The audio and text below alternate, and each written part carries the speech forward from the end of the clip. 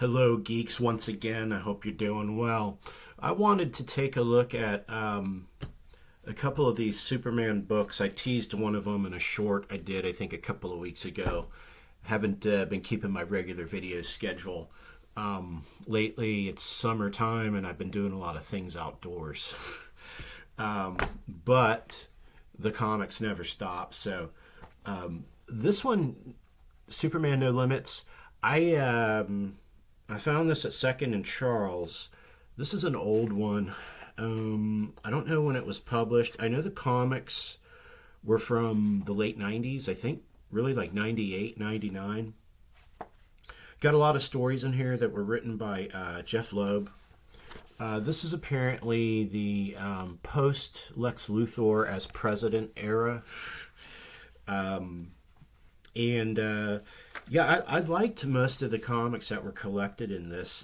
As I mentioned in my short, this series really focuses kind of like on the marriage of Lois Lane and Superman, who are essentially newlyweds at this point. And a lot of it has to do with like sort of like how they're sort of navigating the world in terms of what Superman has to do and what Lois Lane has to do in her career, and how do they make this work with a mortal woman who's married to this super being and the fact that they have to keep his identity secret. So there's a lot of intrigue around that, a lot of subplots. The artwork I mostly enjoyed. It was done by a lot of different artists.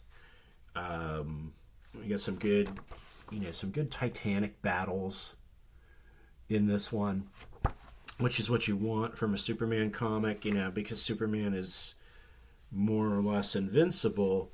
I don't know, as a writer of Superman comics, not me, but I'm speaking of people who write Superman comics, it must be kind of a challenge to come up with, with villains that can really take on Superman. And so as you saw here, this Mongol makes an appearance, but it's actually Mongol Jr. It's Mongol's son. And of course, Superman is like, at first catch, he's like, okay, I got to beat the crap out of Mongol, of course. But he explains to him, hey, I'm here kind of on a mission of peace. I'm not Mongol. I just look like my father. I'm Mongol Jr. And he starts telling Superman, there's this force in the universe that, cast me down to Earth. Those are the words that he uses, which was interesting. And it's very powerful, and it represents a threat to the entire universe. And basically, I think, if I remember correctly, what he's referring to is like the first encounter with the Monitor or the Anti-Monitor. No, not the Anti-Monitor. What's that other dude? I don't know. We'll get to it here in a second. This is apparently, I think, the first appearance of that particular villain. Who is it? But I think this is also kind of like post-war world as well, or at least some of the first appearance of War World. Yeah, so it's the Imperiex is the villain that they have to take on. So Mongol Jr. basically makes an olive branch offer of peace to Superman. And the reason is because he wants to train Superman how to become more of a vicious fighter.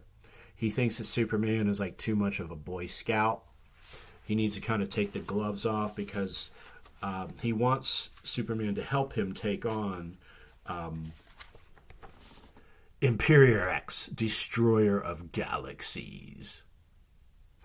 And so it's an interesting concept. And so this is kind of woven through these issues where Mongol Jr. is basically training Superman how to become more of a badass. And Lois Lane is kind of like, yeah, I don't know if I like this or not, And so there are some interactions between her and Clark Kent, they discuss it. Should I be doing this? Is this the thing to do? like a married couple does, which is pretty cool. That they really humanize both characters in these comics. So that's a subplot. Then you have like these kind of like funny domestic scenes. They're living in an apartment in Metropolis, and he's standing on the roof for some reason. And then you've got this other story in here that was pretty cool, where somebody starts bringing in some of these villains to take on. Mrs. Superman shows up. Now, Mrs. Superman is kind of like, she's kind of like this, she's kind of mentally ill, and she's got like this thing for Superman, which is why she calls herself Mrs. Superman. And he's like, I don't want anything to do with you, and she's always trying to put the moves on him. And then, of course, Lois is kind of like, what's the deal, like, with this woman? And then there's always kind of Wonder Woman out there too, and then, they get into that subplot too, where Wonder Woman kind of shows up at the apartment, like on a Sunday when Lois and Clark are just kind of chilling out in bed, and so, and here's that scene, and she's like, dude, what the hell? Why's your coworker showing up on our balcony? But this was a pretty good story. Who wrote this? Joe Kelly wrote this story for 1,000 Years. And Wonder Woman shows up at their apartment. And then you have this little scene here where Lois is in the bathroom, and she's kind of like, thinking it out. Like, she's like, is there something going on? Or, she's kind of jealous about it, But, in the scene with Wonder Woman and Clark, they're reaffirming their friendship, and, Wonder Woman's like, oh, I'm happy you got married. Now, there are alternate universes where Wonder Woman and Superman are married. And some of that's been explored in the DC animation films, like the current Crisis on Multiple Earths Part 1. They kind of touch on that. And it's been touched on in some of the comics, too. I mean, as you know, there's so many multiple Earths in the DC universes. Everybody's got multiverses, But in this story, it's pretty cool because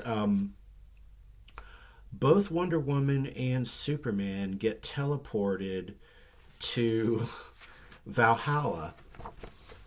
And they get teleported to Valhalla by Thor. And I mean, like, I'm not sure what the deal is with this story, like how DC got away with making this approximation of Thor from Marvel Comics. I mean, I don't know if they checked with Marvel first before they did this. But I mean, it's pretty clear that this is Thor from Marvel. I mean, he's even got the hammer, Mjolnir, whatever the hell they call it, Mjolnir, the hammer, and they're fighting for the survival of Asgard. So there are Asgard is under attack, and they agree to help Thor defend Asgard. I believe Highfather has been killed already, and most of Thor's compatriots. So this constant attacking by the frost giants and other assorted dark elves and so forth. So I mean, really just like lifting it right out of Marvel. I don't know how, they had to have gotten permission, I think. I mean, serious copyright violations, I think, So, but anyway, what ends up happening is at some point, Thor gets killed, and Superman and Wonder Woman have to go on with the battle. And this battle ends up lasting 1,000 years in Asgardian time. Meanwhile, Lois is seeking marriage advice from Perry White at the Daily Planet. And because Superman's like gone, she's like, she doesn't know. She's like, last time I saw him, he took off with Wonder Woman, and they had to go fight some super battle. And so over 1,000 years, meanwhile, in Asgardian time, Wonder Woman and Superman are kind of, looking at each other like, hey, you know. So you're thinking, uh-oh, is Superman going to hook up with Wonder Woman here? And because they're in a situation like they don't know they don't think they're ever going to come back to to their reality, back to their Earth. Clark doesn't know if he's ever going to come back to Lois, So Wonder Woman, I think, starts thinking, well, maybe I can put some moves on Superman. And then they have this, they have this final battle against, who is this? And also another cool thing about this, after Thor dies, who gets the hammer? Mjolnir, Superman gets the hammer. So that's pretty cool. And it turns out, though, despite the temptation that Superman and Wonder Woman have, Superman, basically explains to Wonder Woman, like, hey, look, if there's a chance we can get back, like, let's first win this war, this 1,000-year war, and then we'll see, what happens. And they do end up winning the war, of course. And then Thor returns triumphantly, resurrected, and takes back the hammer and the helmet and so forth. And in Metropolis, meanwhile, it doesn't feel like to Lois, like, obviously that Clark's been gone for 1,000 years, but he has been gone for quite a while, and she starts to wonder what's going on, and she starts writing him a letter about some kind of deal that she made with Lex Luthor, and this apparently happened when Luthor was president. And I didn't read those comics, but they allude to it in this. So it was a pro quid pro, or a quid pro quo, or a quid pro. What's that term? Anyway.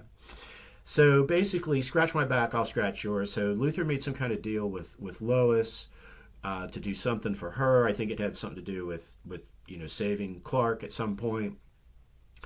He said, but in return, you have to do something I ask of you in the future. And she's like, well, what is it? And he's like, well, you'll know in the future when I ask of you, And, Luthor, has always wanted to try to hook up with Lois. And apparently at one point Lois was mildly interested in Luthor. I think that was kind of like in the early 90s comics, or maybe the mid 90s, maybe during Superman's death. I'm not sure, but that did happen. And so she has never confessed that to Superman. So she starts writing this letter, thinking that maybe she's going to leave it for him. I don't know, maybe she was thinking about leaving or something. But before she's given up all hope, Superman appears out of nowhere and swoops her up off the balcony, and she drops the letter, and she doesn't end up telling him about the secret yet. So that's kind of lingering in the background. That Luthor's got some leverage on her. But Superman, after 1,000 years with Wonder Woman, remains faithful to his wife. So that was a pretty cool story. And then they kind of have like this, Christmas scene, where she's got a Superman ornament that she puts on the Christmas tree. And then Mongol shows up, says, "Okay, it's time for us to go, fight this mysterious ultimate force in the universe. I need your help with destroying it. We've got to team up and try to fight, Imperiex." So they take on Imperiex, and using the new fighting techniques that Mongol Jr. has taught Superman, they defeat Imperiex. So it's like, okay, cool, yay. Jimmy shows up at Lois's and Clark's apartment for an assignment, some kind of side story there. Getting back to the main action, though. Once they defeat Imperiex, though, Mongol Jr., of course, decides to betray Superman out of revenge for what he did to his father. And, so they have a little battle there. And Superman's like, nah, I ain't having none of that. And as they're fighting, though, who shows up? Lobo. Lobo shows up and captures Mongol Jr. It says the main man is taking him out. And so Superman doesn't get to finish the job, but he's like, well, whatever, as long as he's out of my hair, have fun, Lobo. So Lobo takes off, gets a bounty on Mongol Jr. But then they reveal that the dude that they defeated, who is supposedly Imperiex, meanwhile Superman goes home. I'm home for Christmas, honey. They have this good scene here. And the so-called Imperiex winds up being just a lackey of the real Imperiex. And he goes to report to the real Imperiex. You see that big face there. And, of course, he starts revealing some of his dastardly plans to destroy the universe, which eventually leads to the Our Worlds at War arc, which is pretty cool. I've read that omnibus, and that's pretty decent. That's a lot of fun because it brings in a lot of the other DC characters, Justice League and so forth. Teen Titans are in it. It's pretty cool. So I think there's a final issue. It's got some